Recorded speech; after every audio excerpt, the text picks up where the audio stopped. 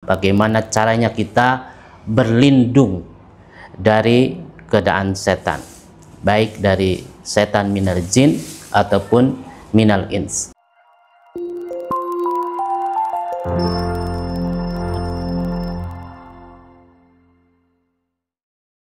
Bismillahirrahmanirrahim. Assalamualaikum warahmatullahi wabarakatuh. Alhamdulillahilladzi anzala sakinata fi qulubil mu'minin liyazdadu imanan ma'a imanihim. Pemirsa Umatan TV yang dimuliakan Allah Subhanahu wa taala.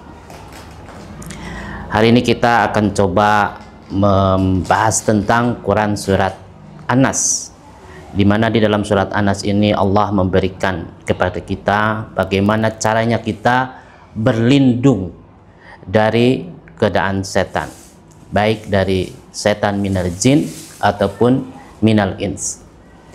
Karena kita tahu bahwa bapak kita Nabi Adam alaihissalam saja itu bisa digelincirkan oleh setan. Apa yang menyebabkan beliau bisa tergelincir atau bisa digelincirkan oleh setan? Yaitu karena beliau lalai, walam najid lahu azman, karena beliau lalai atau mengabaikan peringatan Allah, ahidna ila Adam, bahwa setan adalah musuh yang nyata. Dan juga berlaku untuk anak cucu Adam hari ini, bahwa setan akan tetap menjadi musuh yang nyata bagi seluruh Bani Adam. Maka kemudian Allah Subhanahu wa taala memberikan cara bagaimana supaya kita bisa berlindung dari godaan setan, yaitu di dalam surat An-Nas. Allah sampaikan, "Qul," katakan Muhammad, "Qul a'udzu birabbin nas." Aku berlindung kepada Rabbun nas.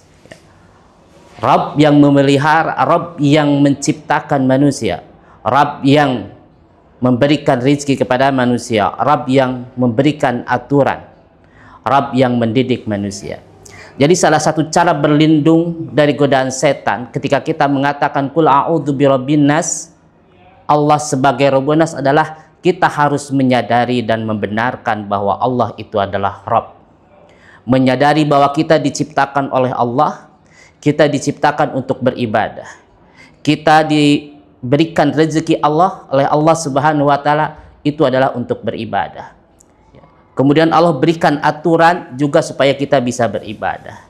Kemudian juga Allah didik kita, berikan pembelajaran juga supaya kita bisa beribadah.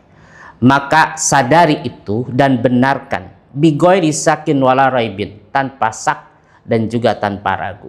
Tanpa syak artinya jangan sampai kita tidak paham, tidak mengerti dengan eksistensi Allah sebagai Rabb. Ya.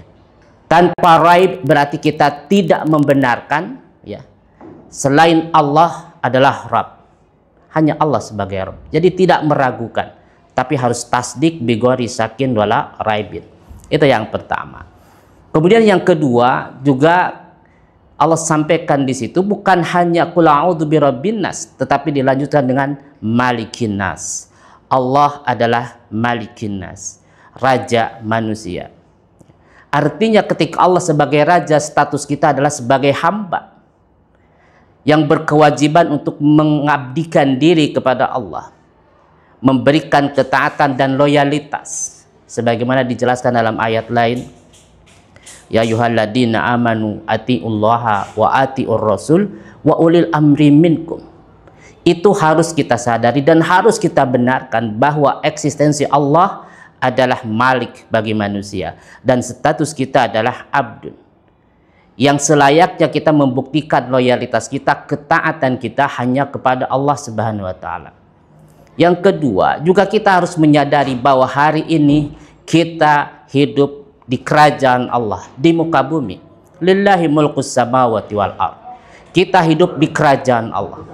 Dan kewajiban kita adalah menjalankan status diri kita sebagai hamba Allah, yaitu menunaikan amanah-amanah yang Allah berikan, amanah yang Allah berikan kepada kita semua untuk dijalankan di dunia, di kerajaannya Allah Subhanahu wa taala. Dan itu harus kita sadari dan harus kita benarkan dengan sebenar-benarnya, tasdik. Sama bighairi syakin wala raibin. Ya, kita harus paham dan juga kita tidak boleh meragukan. Dan yang ketiga, kita juga dituntut untuk membenarkan Allah sebagai ilah. Rabbun nas, malikin nas, ilahin nas. Ketika kita memohon perlindungan kepada Allah Subhanahu wa taala dari bangsa jin ataupun dari bangsa manusia yang berkarakter setan, ingin menggelincirkan kita dari jalan yang benar, maka kita harus membenarkan Allah sebagai ilah. Allah yang menjadi tujuan hidup kita. La maqsuda illallah. Allah yang menjadi orientasi hidup kita. Mardatillah fid dunya wal akhirah. Tidak ada yang kita tuju dalam menjalankan seluruh aktivitas kita di dunia hari ini semata-mata tujuan kita adalah Allah. Mardatillah, rahmat, maghfirah, ridho. Itu yang kita tuju. Dan itu harus kita sadar dan harus kita benarkan. Sehingga Allah hadir dalam setiap aktivitas hidup kita. Ya. Kemudian juga kita harus membenarkan dan menyadari bahwa tidak ada yang kita cintai. La mahbuba illallah. Tidak ada yang kita cintai kecuali Allah Subhanahu wa ta'ala. Dan itu harus kita benarkan. Dan ini adalah cara Allah memberikan nasihat kepada kita ketika kita ingin memohon perlindungan kepada Allah Subhanahu wa ta'ala minal jinnati wan nasi, dari godaan jin dan manusia yang berkarakter syaitan, supaya kita tidak termasuk orang-orang yang tergelincir. Allah peringatkan kepada kita jangan sampai kita seperti ayah kita, ya, yang dikeluarkan oleh iblis, ya, dari surga karena digelincirkan, yaitu dengan melanggar memakan buah khuldi. Dan kita Bani Adam, keturunannya, diperingatkan oleh Allah untuk senantiasa memohon perlindungan kepada Allah Subhanahu wa ta'ala dengan menyadari dan membenarkan bahwa Allah adalah Rabbun nas, Allah adalah Malikin nas, Allah adalah Ilahin nas. Pemirsa Umatan TV yang dirahmati Allah Subhanahu wa ta'ala, demikian yang dapat saya sampaikan, ya, terkait dengan Quran surat An-Nas yang sering kita baca dalam sholat sebagai upaya kita untuk memohon perlindungan dari godaan setan minal jinnati wan nas. Fattaqullaha mastata'tum billahi bisabil haq. Wassalamualaikum warahmatullahi wabarakatuh.